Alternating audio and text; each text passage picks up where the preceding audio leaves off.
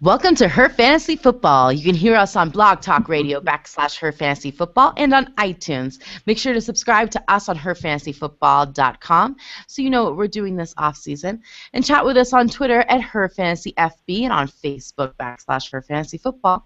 I'm your host, Courtney Kirby. And I'm Ashley Williams. And I'm Brandon Lee. From here on out, for the next couple weeks, we are going to be breaking it down by division. Tonight, we are covering the AFC East. Yep. Why start there? Because you know what? Everybody likes a little deflategate in their life. And there is no shame in saying that we, too, want to talk about it. So we just thought, I mean, who else doesn't want to talk about the Dolphins, right? Dolphins.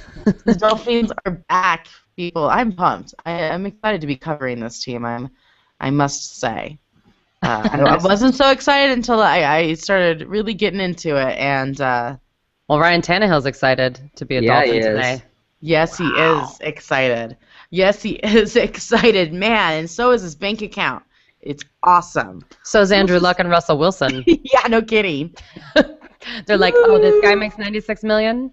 Oh my God. We're talking hundreds, baby. Hundreds. A lot of guarantee. Yeah, exactly. It's gonna be awesome. But let's start with the New England Patriots, our all-time fave, the Super Bowl champs. Let's just put it out there. Let's put it out. To me, these balls are perfect. I hope everyone saw the video of Tom Brady. Yes. Oh my gosh! And if you haven't, hop over to Her Fantasy Football on Facebook and check out the video Brandon posted. It's the best. It's been out for a little bit, but man, it doesn't get old. No. It doesn't get old. To me, these balls are perfect. And so Deflategate, we did do dramatic reading of the text messages in our last podcast. At that time, we didn't have any idea what would exactly happen, but basically just to kind of reprise what the discussion was last time.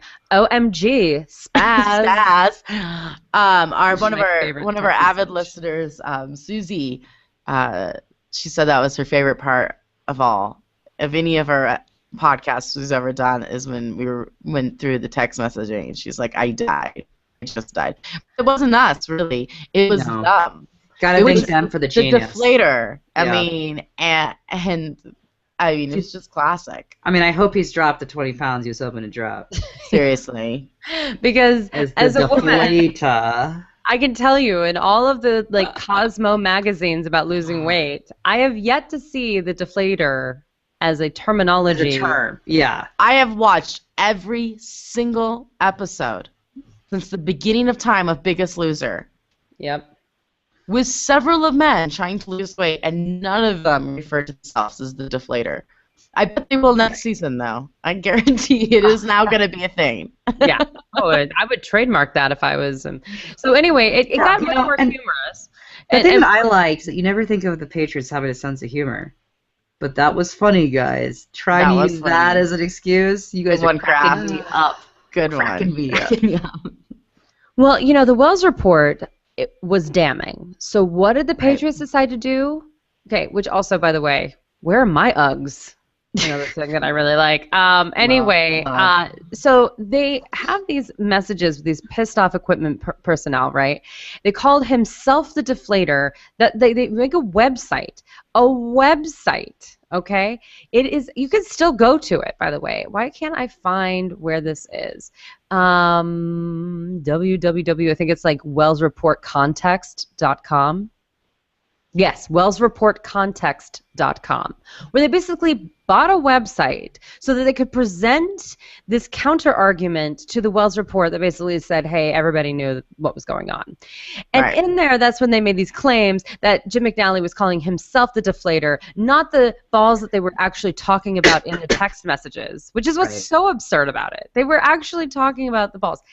And so anyway, it actually just made them look way more guilty. It's kind of like, hey, Mom, this empty six-pack under my bed is here because it's a prop in a play. Yeah.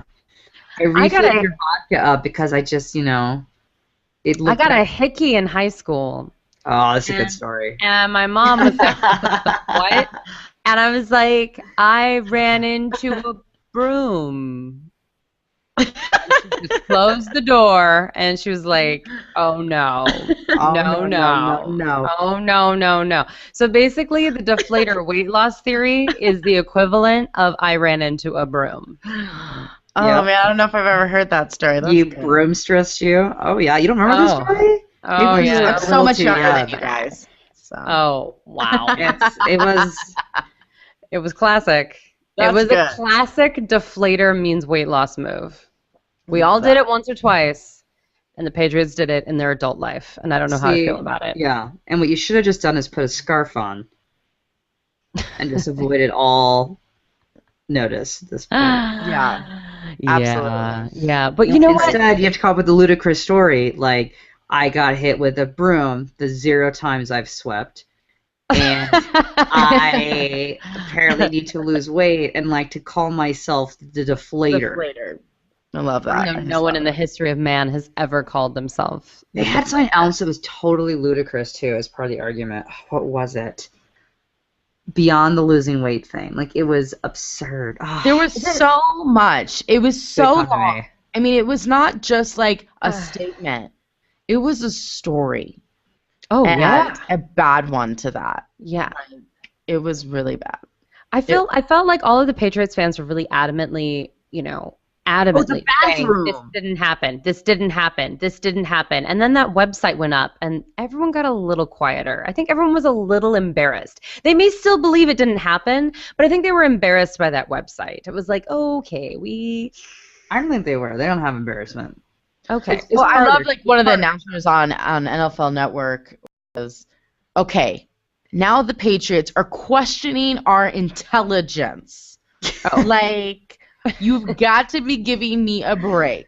Oh. This is BS. I cannot believe you printed this and sent it to all of us as if we were supposed to believe it.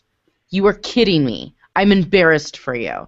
Like, please. So even after all this ridiculousness, this weight loss, this website, this absurd charade, Robert Kraft then comes out and basically admits, well, okay, we're actually not going to fight it. Now, Tom Brady is still going to appeal, right. But the Patriots have decided to take the $1 million fine and the loss of 2 draft picks, most importantly, supposedly, the first-round draft pick for next year. But we all know that they trade out of the first round anyway, so it feels... But, of course, they had to make clear that by doing that, that isn't admitting guilt for Tom Brady's case, which he has hired like every powerhouse known to man to try to get this, taken care of. And what's really sad to me is that, how do I word this nicely? He actually has played this perfectly right, because let's say he did it by not giving them the text messages. Patriots fans will always be able to say, there was no conclusive proof, there was no actual real proof, and he still remains this, godlike figure to the organization, to the fans, still will be like a gray line, he'll still be a Hall of Famer. It won't technically tarnish his record, because there wasn't real proof, you know what I mean? It's like, and everyone's like, well, he's not being punished. There's only a $20,000 fine. Tampering with balls is only a $20,000 fine. He should have just accepted it. And I'm like, but if he accepts it, that's accepting he's cheating. Whereas in this case, I feel like he'd almost rather be suspended 4 games and not actually have the cheating technically tied to, with proof, to his name. Like, he would rather do this route. He would rather take the 4-game suspension. He'd rather do the entire lawsuit situation and not technically have the cheating 100% proved. I think it's pretty proved. But I think what he did wrong is that he should have just said, yeah, I like the balls as close to deflated as possible. They know that. My equipment managers know that I want it right on the line. And if they go under, that's their fault. They know the rules. I know the rules. But I know I want them to be the least filled possible, because that's how I like to throw my ball. And Aaron Rodgers wants them to be as filled as possible. But he's not asking for them to cheat. He's just saying to make them as filled as possible. And that's what he should have said from the get-go. I don't know what happened to the balls. If he was, innocent. But I think that's the problem, is that I don't think that that's what the agreement was with the ball boys. and that's why he didn't say it. Of course it's not with the Grimos ball boys. There's text to prove that. But he could have said he that. saw that up front, this whole Ted Wells... But then he would have been throwing these guys under the bus. Report may never have come to fruition. That report may never have happened. These guys maybe would have never had to even see the text string with the equipment boys. Like, they may just had their hands slapped as equipment boys, where now they're, like, banished from the league. Yeah, well, they're not banished from the league. The Patriots were the ones that suspended them. So here's the problem with the Wells Report in Context website, is that it's one or two of two things. Either the website's telling the truth, and they unlawfully fired those two men without cause. Pressure, actual scientific weather pressure that could have happened. But the league did not fire them. Right, the league did not. The Patriots did. And so either the Patriots are admitting that they unlawfully fired two men, or this is really what happened. Yeah, you can't have it both ways. You can't, like, all of a sudden suspend and fire these two men who they feel took it upon their own measure, when clearly the text messages are indicating this was via Tom Brady. Or you say there was no wrongdoing. Indeed, he wanted to lose 20 pounds, and he takes a minute 40 in the bathroom. Who are we to say what he does, in there? And it was purely scientific measure. It was purely the air. Okay, that you can't have it both ways, though. OMG spaz. OMG spaz. Yeah, so... Or like OMG GI tract. But on to the Patriots as players, none of this matters. None of it matters. None of it matters. So clearly, Rob Gronkowski is the man. Everybody wants him, right? According to FantasyPros.com, he is the consensus #1 tight end, which it's like, yeah, of course. I think everybody has him.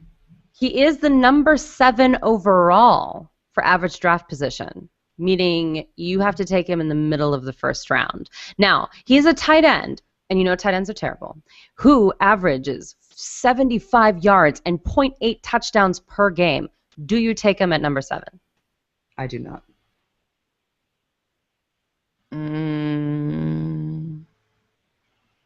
Man.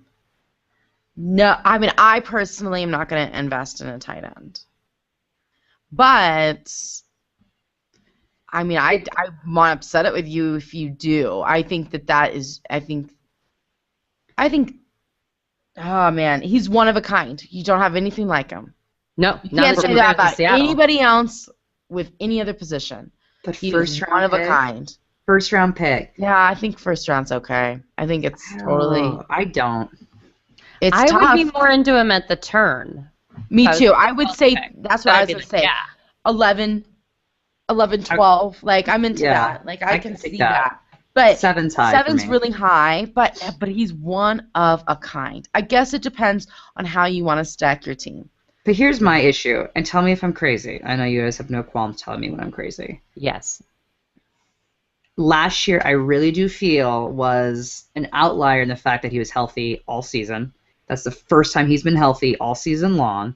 And B, I don't like the fact that if indeed you assume, and at this point, on this day, we have to assume that Tom Brady is going to be suspended the 4 games. Probably won't happen, but let's assume. Then you've got, Jimmy Garoppolo coming in as the quarterback. And do I really trust Jimmy Garoppolo to put Rob Gronkowski in the very best situations to not get hurt? I see him getting injured, and then you've got a Gronk without Brady and an injured Gronk that you only get half the season. Granted, that's him half the season is better than every other tight end, but I trust Bill Belichick. I do too. I don't care who's under center. I trust Bill Belichick to make the right play calls for whoever he has out there. And Bill Belichick does not want Gronk to go down. So let me ask you this. You got Antonio Brown and you've got Gronkowski. Who are you taking? Antonio Brown. Antonio Brown. He's a sure bet for more solid fantasy points. But I don't think Antonio Brown, is going to be there. I don't know. It's at 7? At 7? For sure he could. Well, it depends on what the league is. Is it PPR? How many? What's the flex situation? I mean, I don't know. I guess I would say I would take Gronkowski over Antonio Brown because I feel like there's a good, solid 12 wide receivers that I feel confident about. Exactly. There is only one Rob Gronkowski. There's only one tight end in the league that is worth to me, the first 3 rounds. That's it. I don't think he's worth the 7. Well, Just there you go. my opinion. Yeah. Well, we'll get down to how there's possibilities of different ways you can draft your team later, closer to the season. But Rob at 7 is high, but I am not mad. It's not insane. It's not insane. And statistically, you can back up the choice. Absolutely. Sure. Absolutely. LeGarrette Blount is suspended for the first game of the season, joining Tom Brady, his pot incident with Le'Veon Bell. But here's the deal. He's going in like the 7th round right now in a lot of these, mock drafts.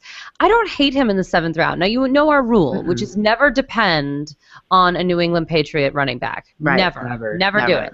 But if you want to pick him up and you have 2 other running backs, I'm okay with that. Absolutely. I'm completely okay with that. Because he is going to have running back 1 numbers every once in a while. It's just going to be Russian roulette. But he's a perfect flex, a perfect RB2 if you focused on your wide receivers first. I'm okay with that. Yeah. And Julian Edelman in PPR leagues is always the guy. 92 catch season in 14 games in 2014. Now, he was averaging 69 yards per game, but he only caught 4 touchdowns all season. So look at your scoring, people. Look at your scoring. And as far as draft sleepers, not in the real draft, but Jimmy Garoppolo for daily fantasy sports. Listen, their first 4 games, I know Tom Brady's not there, but they play the Steelers, the Bills, the Jaguars, and the Cowboys. The Bills are terrifying. The other 3 are super easy defenses. It's not a terrible play, and you'll get him cheap. Cheap. So I'm putting it out there. I'm sorry. What is going on with Brandon LaFell? Did I miss something? I mean, Matthew Berry came out with his rankings today, and he didn't even have him ranked. I mean, oh really? If you can get Brandon LaFell, who had more fantasy points than Julian Edelman, more than Sammy Watkins, Eric Decker, Brandon Marshall, Vincent Jackson, and he's not even ranked in the top 65 players for Matthew Berry. That is fantasy gold right there. To me, value is huge. So to me, that I guess he's a sleeper. I don't know why he's a sleeper, but I don't see any news as anything that he's done. Me neither. It's not like they picked up another guy, He's not tampering with balls. He's not smoking pot. He's not. No, he's not deflating. So. I don't think he's upset Bill Belichick. Maybe he has. Maybe Barry knows something we don't. We don't. He's not hanging out with Jonas Gray, is he? I would hope he. I'm sure he learned that lesson. No, I think he's no. Let's hope not. Well, you're good point there, Corey. People that go only off statistical sheets or go off those like top 300 drafts, you could get him because no one's even going to remember him.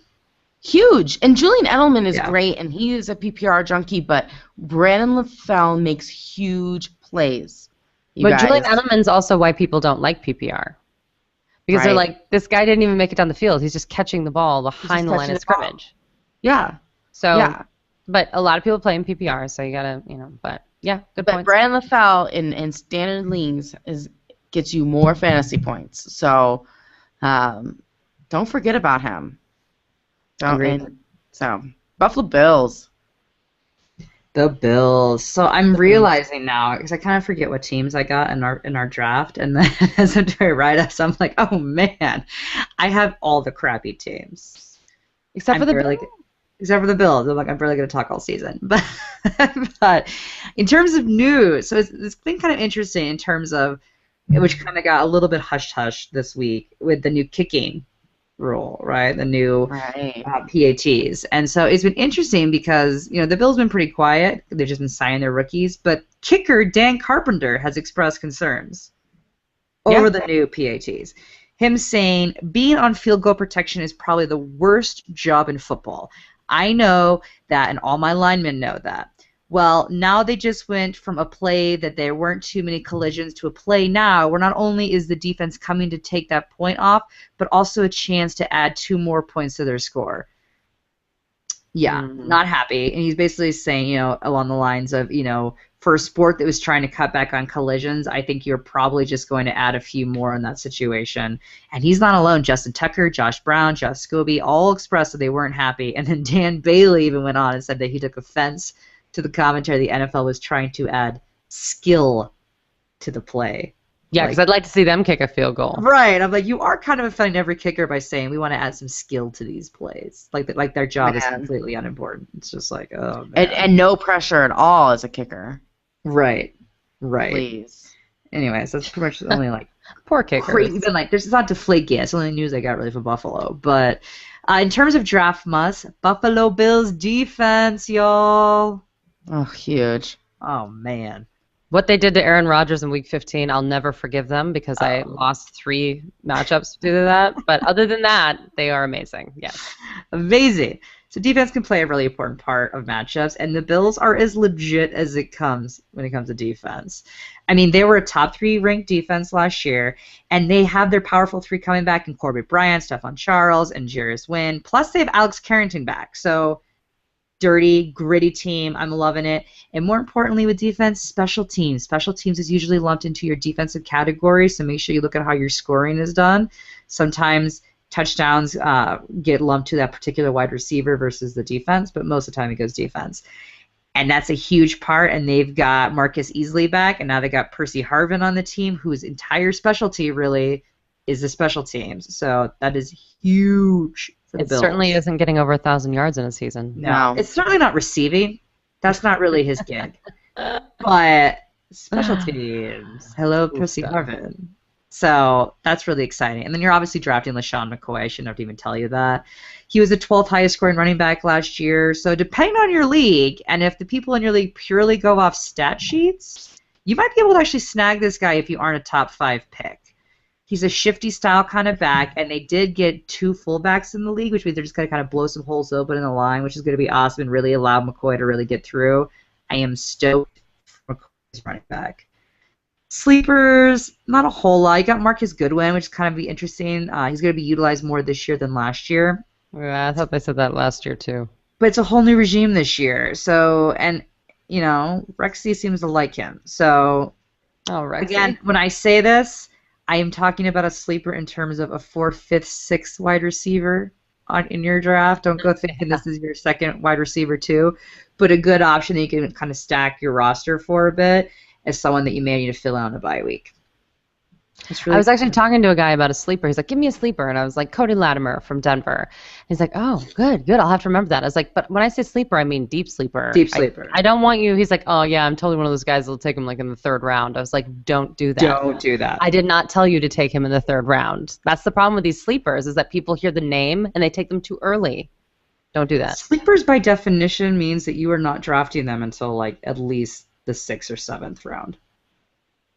Minimum. Later. Sleepers means it's like, you know, right before you pick your kicker. Yeah, the good ones. Yeah, I'm saying, like, don't go draft him in the 3rd. Like, don't even think about his name. Like, don't even let Cody Latimer or Marcus Goodwin enter your head until at least the 7th. And that's when you start kind of thinking about, all right, who do I have on my team? Okay, maybe he should still be around, like, around 10. I'll take him. Cordero Patterson is all I have to say. Yeah. Okay. Mistakes made I can every use year. him in nearly anything negative when it comes to fantasy potential. It's really a sad story. Ugh. Miami Dolphins.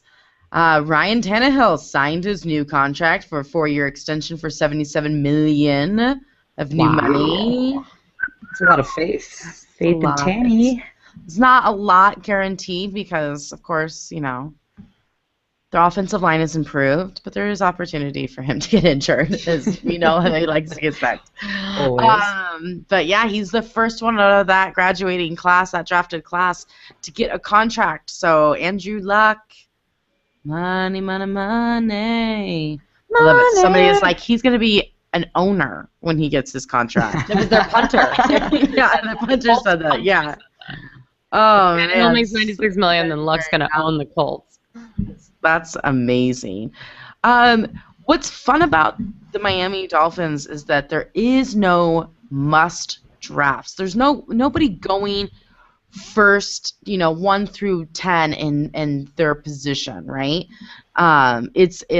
But they have the sleepers, I think, of the NFL. I think this is a much improved team from last year and a new-faced team. It's a lot of new guys. A lot of the old guys that really ticked us off last year are gone in Cleveland. So, like moving on. I love Ryan Tannehill this year. He finished last year in 10th. So that is a draftable first quarterback kind of guy. He is. Daily, you should get some good value for him for sure. No one's really thinking Tannehill. Fantasy pros have him going 12th for quarterbacks. Yeah. And again, so if you're in a 12-man league, he can be your starter, and I like him this year. Every year he has improved his stats in completions, and completion percentages, and yards, and touchdowns. He's decreased in interception. Every year he's getting better. And they were dedicated to him this offseason in improving that offense by getting Kenny Stills and Cameron Jordan and drafting Devontae Parker. I mean, they're really trying to build this offense, and I really, really like Tannehill. Brandon's upset because she invested time into him in 2013, and he burned her. I have been a Tannehill. Yeah, she's been a Tannehill fan for a long time. Now. I do like the Jordan Cameron call, unless he gets like another concussion, and then I don't know if he's ever going to play football again. I do not like Jordan Cameron. Do not like him, but I like that he's available for Ryan Tannehill.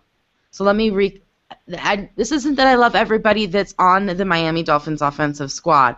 I'm saying everybody put together is going to make a healthy environment for Tannehill. Okay, I like Tannehill. You can get him super cheap. I think if you're a guy that picks up Rob Gronkowski in the 7th pick overall and you're going to wait for your quarterback for forever, Tannehill could be your man. The offensive line is improved. They were healthier. They re-signed their center, or Mike Pouncey, moved him back to center this year, where he is one of the best centers in the NFL. So it's going to be a better situation for him. When it comes, would you take Ryan Tannehill or Eli Manning? Ooh.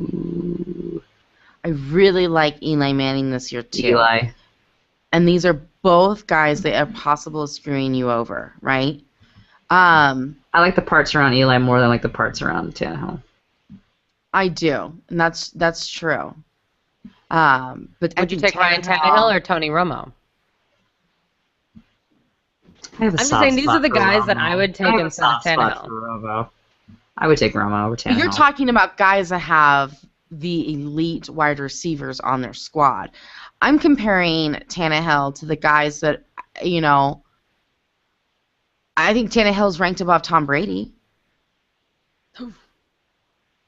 You wouldn't take Tannehill over Tom Brady. Oh. I don't think Brady may come out like guns a-blazing this year. But see, I think I would wait a little longer and take like a Teddy Bridgewater. What? You crazy. If I'm waiting that long anyway. I would take Tannehill over Bridgewater for sure. Bridgewater? You would... Okay, no. Don't listen to that. Brandon's going to have a squad of Teddy Bridgewater and Carr. Exactly. Well, he hurt his finger, so now I'm out. Now you're out. But she'll have Gronk, so, she'll be fine. Exactly. Please. Gronk, and I'll have Teddy Bridgewater around 80. Save your Gronk. Yeah. Please. I just blew Courtney Lamar Miller. I know. Well, I am just taken aback. You have personal issues with Mr. Tannehill, and I'm sorry about that, Brandon. We need to move on. This is 2015 we're talking about. It's a new team. It's a new day. I'm not saying I would take him above Tannehill. I'm saying that I would wait and take him later. You can get Tannehill late. There's no reason to wait any longer. Okay, well. Yeah, I agree. You'll come so late. There's no reason why you. Yeah, why would you continue? That would be like taking Marquise Goodwin, and all of a sudden you're like, all right, I'm ready for Bridgewater. I'm ready now. I took Goodwin. Get out of here. Lamar Miller, I like Lamar Miller. I think he's a little high on running backs than he should be. People are taking him about the 15th running back overall. I should say for running backs. And I like him. I think he's going to be better this year. But I think they're going to do a little bit more throwing than running. Plus, they drafted Jay Ajayi. If he can stay healthy, he likes to take the balls close to the goal line. That's what he does. He's the third down guy. He's the touchdown guy.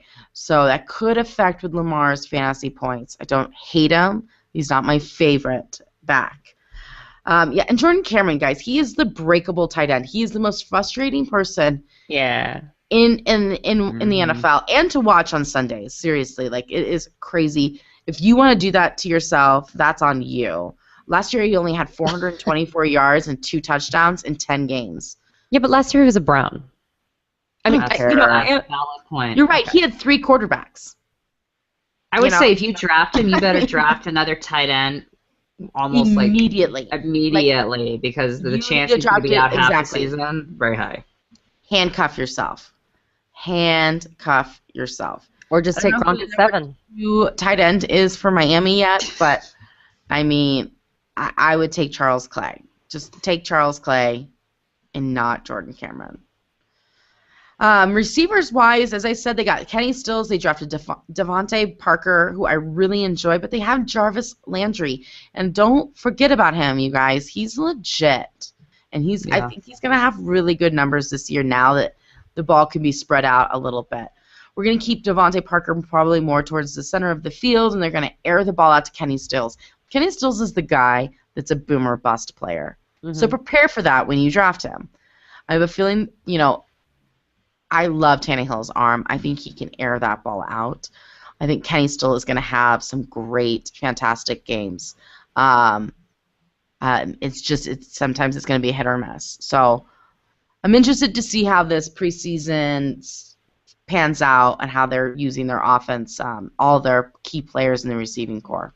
So, but I love Landry, guys. I just love him. Love him. And lastly, this is a great division, you guys. They have to play each of these teams twice, the Patriots, the Jets, and the Bills. And Jets defense might be the best defense in the NFL in 2015.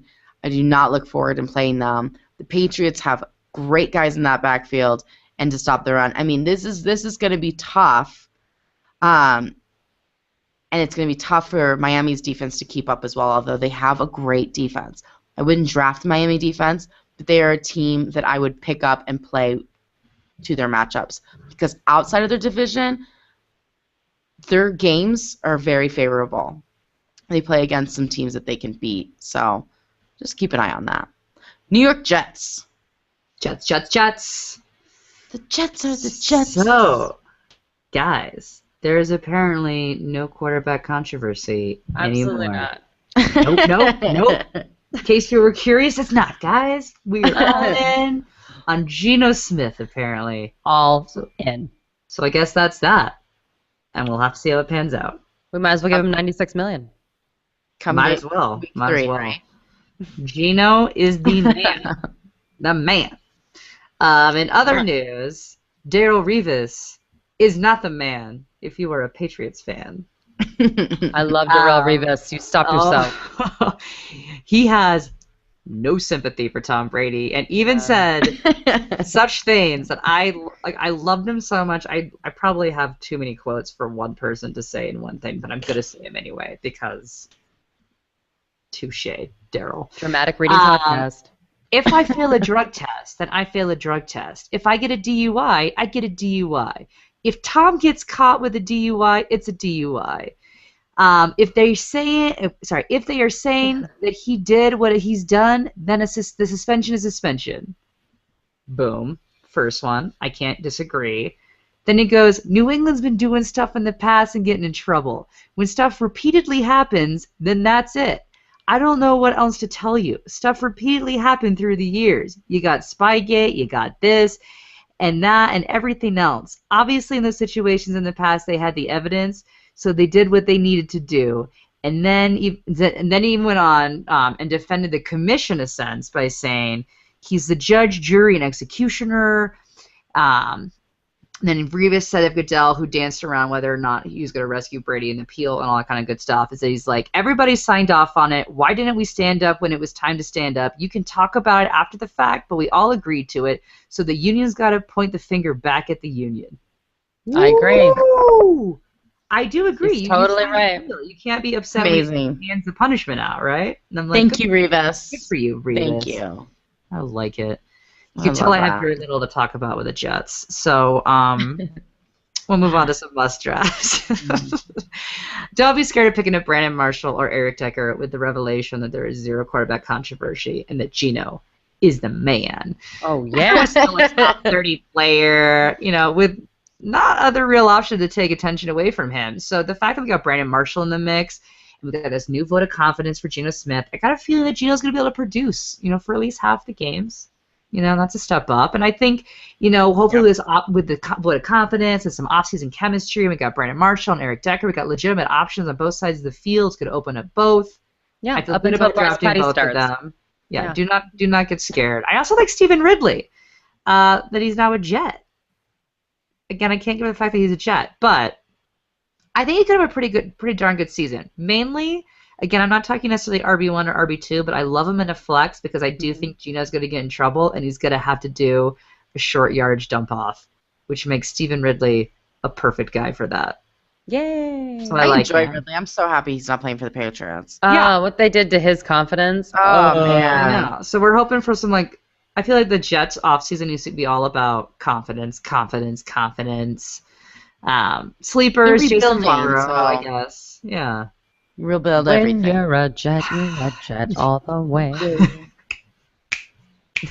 Anyway, Jason Morrow, he's a definition of a sleeper, right? Is there anyone more of a sleeper than Jason Morrow who's borderline useless but shows up for a couple of games?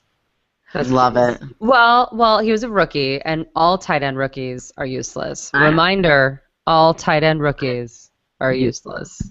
And most tight ends, period, are useless. Right. That's true for me entirely. But he had a lot of hype around him, and he didn't really deliver. He was the 28th highest scoring tight end last year, and he actually scored less points. He did score more points than Cumberland, even though Cumberland is listed above Jason Morrow in the actual depth chart at this point in time. Really? With that said, yeah. Well, Rex Ryan had words for him. Did you hear about that? Yeah, but I where he was like, well, I just know he doesn't work hard. Rex Ryan called him out. Yeah, Yeah, Rexy's sexy. You don't mess with Rex. I was like, I thought Rexy liked everybody. Seriously. You don't mess with Rex. You got that tattoo removed. You get the horns. So it should be interesting. The potential for, again, because all tight ends are just, unless you're Gronk. And then Jeremy Curley. I feel like Jeremy Curley could actually have a decent sleeper-ish kind of year. Again, we're talking wide receiver 3, max/flex. Again, that's what we're talking when we talk about sleepers. But I do think that there could be some interesting plays for him because of the fact that people are going to be covering Marshall and Decker so much that he could be an open receiver. Yeah, but they're going to go with Devontae Smith, though, their new rookie. That's what I was going to say. I think that is a decent sleeper. I think he's a sleeper. I know. Yeah. Well, he's a sleeper, but I feel like he's an obvious choice. Whereas Curley, they do try to work Curley in on a bunch of different random tight end plays last year. He was a target in the end zone. And I feel like he's going to be open because why would you cover Curley if Brandon Marshall's on the field, Smith is on the field, and Decker's on the field? You got to leave somebody somewhat open. That will be Curley. Hey, man, Devin Smith is buried in that depth chart. So, I said Devontae, so I meant Devin. Yeah. Devin, yeah, he's got to really get himself out, but he is if they put him in, and I think they will use him in certain plays. He is that Kenny Stills, Brandon Cooks kind of player. He's the big play kind of guy. So I really enjoy him. I think he'll be good. Again, he's not sleeper because he's going to be more obvious than a Curley, but I think they will use him. I do. I think they're gonna try to give Geno that confidence, and they're gonna really let him try to air it out a bit. Yeah. All in all, it's still Geno Smith we're talking about here, people. So there's that. It's Devontae Adams who's on the Green Bay Packers, right? Correct. Yes. That's what I was thinking of. So what the Packers did, and I think they'll do this with Devin Smith as well, is they would throw to him in the end zone during a home game against a bad defense. And that is when Devin Smith could be a big sleeper for you in your daily leagues, or if you just need to plug and play. I think they're going to try to build his confidence. I don't think they're going to work him in all the way right away. But I see it rolling out like that. Hey, Brandon Marshall went for a 5th-round pick, people. There's something going on that we don't know. So there's crazy. It's not necessary. I mean, it's not like a for sure thing that he is going to be Brandon Marshall of 2013 this year for the Jets. So I just, like, prepare yourself, like, that Curley and Smith might be sharing the field with Decker the majority of the season. Just saying. We honestly don't know. All I know is that you definitely can't depend on Curley as like a legit wide receiver, but he was targeted in the end zone. That was like, he's one of those receivers that has like 0 yardage, but then would have like at least 7 points because of a touchdown. Something crazy. Not every game. Again, sleeper status here. That's gotta be a good matchup, but it'll be interesting. I like that we did legit sleepers. Legit sleepers, yeah. Yeah, we didn't go like, hey, Jeremy Hill. It's like, I think he'll be a top 5 guy, not a top 10 guy. Oh, that's me being risque. Risque. Indeed. I like it. Yeah. Heck no, this is the time to make your crazy, bold predictions, right? We have our time to see what's going on in the off-field, see how practice goes, see how preseason goes, and see how really the chemistry falls together. But all 4 of these teams are great to pretty darn good defenses and have several weapons on their offenses. So, yeah, I mean, this is a very competitive division. So, I'm glad it's become competitive. Fun games For to a watch. while it wasn't. So it's fun that it's going to be competitive again. I still don't think it's competitive. I think it's going to be the Patriots the whole way. No. Bill Belichick is a warlord or warlock. That's what I was looking for. Not warlord. I think it'll depend on wrong. Brady's suspension. But Sexy Rexy at Buffalo. This is magic. Yeah, well, yeah. If you can get a quarterback, that'd be helpful. I'm into it. This is the very defensive division, and I think they're all going to put up a fight. I think the Jets' defense is going to be out of control this year. Yeah.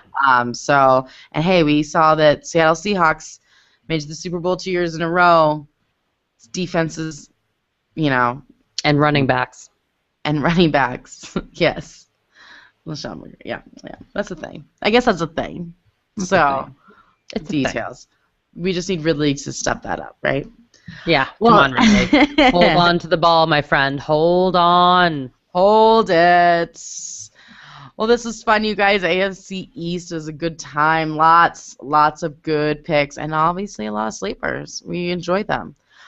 Make sure to hop on to herfantasyfootball.com to subscribe to us and listen to us on Blog Talk Radio and iTunes.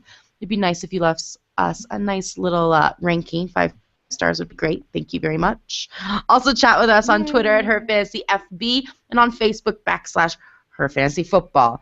Until next time, no more faking it.